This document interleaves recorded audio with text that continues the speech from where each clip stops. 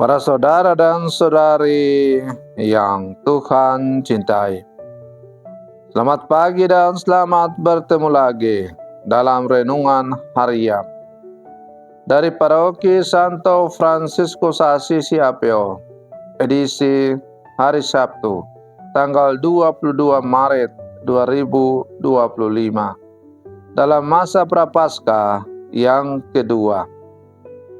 Mengawali hari yang baru ini, kita hendak mendengar dan merenungkan sabda Tuhan. Marilah sebelum kita mendengar dan merenungkan sabda Tuhan, kita berdoa. Dalam nama Bapa dan Putra dan Roh Kudus. Amin. Allah Bapa yang Maha Baik, Engkau menghendaki kami turut serta dalam kemuliaan-Mu. Bimbinglah kami dalam berbagai peristiwa hidup sehari-hari yang menuntun kami menuju cahaya-Mu yang abadi. Bersabdalah ya Tuhan, kami siap mendengarkan. Terpujilah Engkau Bapa, Putra dan Roh Kudus, kini dan sepanjang segala masa. Amin. Para saudara dan saudari yang Tuhan cintai, sabda Tuhan yang hendak kita dengar dan kita renungkan untuk mengawali hari yang baru ini diambil dari Injil Lukas pasal 15 ayat 1-3, dilanjutkan dengan ayat 11 sampai 32. Tuhan bersamamu. Inilah Injil suci menurut Lukas. Para pemungut cukai dan orang-orang berdosa biasa datang kepada Yesus untuk mendengarkan Dia. Maka bersungut-sungutlah orang-orang Farisi dan ahli-ahli Taurat katanya, Ia menerima orang-orang berdosa dan makan bersama-sama dengan mereka. Maka Yesus menyampaikan perumpamaan ini kepada mereka. Ada seorang mempunyai 2 anak laki-laki. Kata yang bungsu kepada ayahnya, Bapa, berikanlah kepada aku bagian harta milik kita yang menjadi hakku. Lalu ayahnya membagi-bagikan harta kekayaan itu di antara mereka. Beberapa hari kemudian, anak bungsu itu menjual seluruh bagiannya, lalu pergi ke negeri yang jauh. Di sana ia memboroskan harta miliknya itu dengan hidup berfoya-foya. Setelah dihabiskan harta miliknya, timbullah bencana kelaparan di negeri itu, dan ia pun mulai melarat. Lalu ia pergi dan bekerja pada seorang majikan di negeri itu. Orang itu menyuruhnya ke ladang untuk menjaga babi. Lalu ia ingin mengisi perutnya dengan ampas yang menjadi makanan babi itu, tetapi tidak seorang pun yang memberikan kepadanya. Lalu ia menyadari keadaannya, katanya, betapa banyak orang upahan Bapakku yang berlimpah-limpah makanannya, tetapi aku di sini mati kelaparan. Aku akan bangkit dan pergi kepada Bapakku dan berkata kepadanya, Bapa, aku telah berdosa terhadap surga dan terhadap Bapa. Aku tidak layak lagi disebut anak Bapa. Jadikanlah aku sebagai salah seorang upahan Bapa. Maka bangkitlah ia dan pergi kepada bapaknya.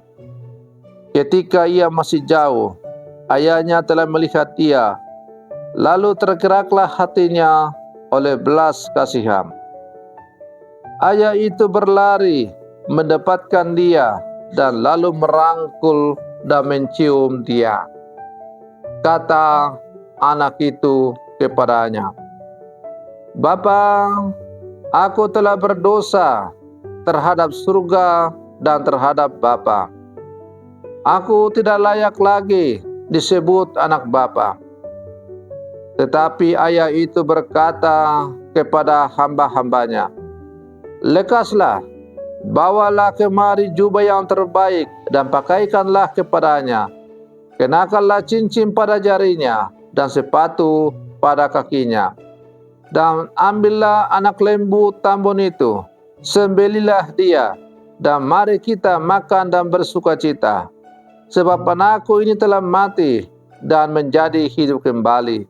Ia telah hilang dan didapat kembali. Maka mulailah mereka bersukacita. Tetapi anaknya yang sulung sedang berada di ladang. Ketika ia pulang dan dekat ke rumah, ia mendengar bunyi seruling dan nyanyian tari-tarian. Lalu ia memanggil salah seorang hamba dan bertanya kepadanya, apa arti semua itu? Jawab hamba itu, adikmu telah kembali dan ayahmu telah menyembelih anak lembu tambun, karena ia mendapatkan kembali anak itu dengan selamat. Maka marahlah anak sulung itu dan ia tidak mau masuk. Lalu ayahnya keluar dan berbicara dengan dia. Tetapi ia menjawab ayahnya, katanya, telah bertahun-tahun aku melayani Bapa dan belum pernah aku melanggar perintah Bapa. Tetapi kepada aku belum pernah Bapa memberikan seekor anak kambing pun untuk bersukacita dengan sahabat-sahabatku. Tetapi baru saja datang anak Bapa yang telah memboroskan harta kekayaan Bapa bersama dengan pelacur-pelacur, maka Bapa menyembelih anak lembu tambun itu untuk dia. Kata ayahnya kepadaku, anakku, engkau selalu bersama-sama dengan aku, dan segala kepunyaanku adalah kepunyaanmu. Kita patut bersukacita dan bergembira, karena adikmu telah mati dan menjadi hidup kembali.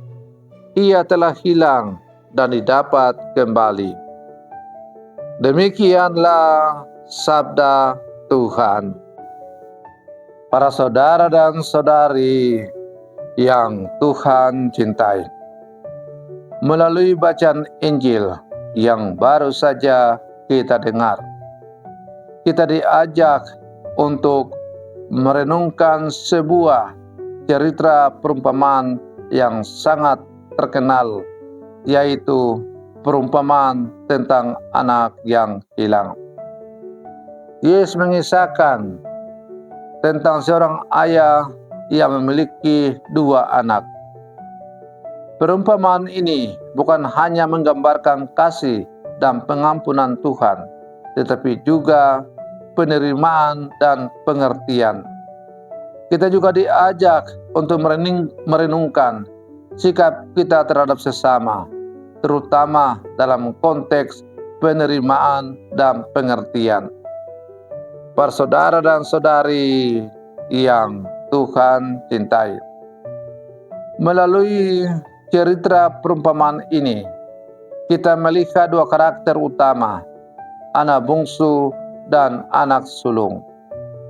Anak bungsu meminta bagian warisan dari ayahnya dan pergi ke negeri jauh, di mana ia menghabiskan semua harta bendanya dalam hidup yang boros.